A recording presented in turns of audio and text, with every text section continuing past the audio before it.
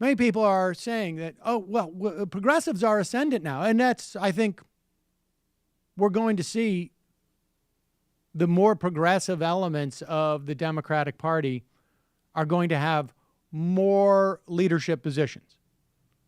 It's a challenge to Nancy Pelosi in the House. There's a challenge to Steny Hoyer in the House. Hopefully we'll see someone like Keith Ellison at the head of the RNC.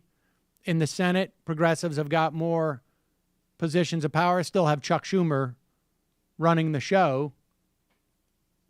But the show is a different show, ladies and gentlemen. I mean, make no mistake about this. My analogy about progressives now having more access to the stuff at the kids' table, they're at the kids' table. And here's a perfect example, right? And I'm not blaming Bernie Sanders for this one iota. This is what happens. If this surprises you, then you really need to educate yourself. If you're shocked that Bernie Sanders is now like a sellout, then you need to educate yourself, because this was the most predictable element of all of this.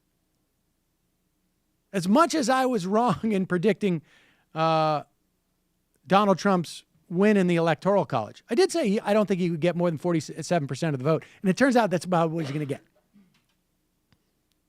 But in the Electoral College, as much as I was wrong about this, this was much more even predictable. Bernie Sanders, during the primary, and I think maybe even after the primary, I think we need to be clear, not equivocate.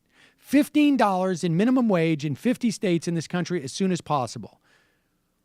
And he is going to push, either as president, in Bernie Sanders' mind at that time, maybe, or he's going to push Hillary Clinton. And he's going to hold her feet to the fire, exactly why he should.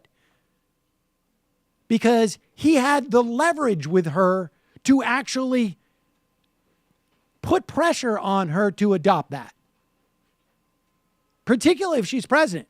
Now he can pressure her all he wants to raise that wage to $15 a minimum hour. But guess what? She's not president. She's just sitting in Chappaqua walking her dog.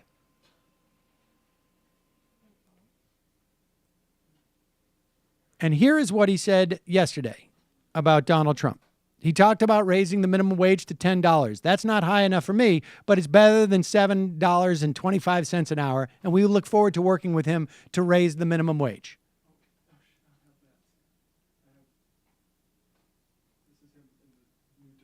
So that's the reality that we're looking at. Those two quotes. And like I say, I don't blame Bernie Sanders at all. This is what you got to go for. The only way to go forward there. Hey, it's Sam Seder. Why don't you subscribe to this channel? You can do so right over here.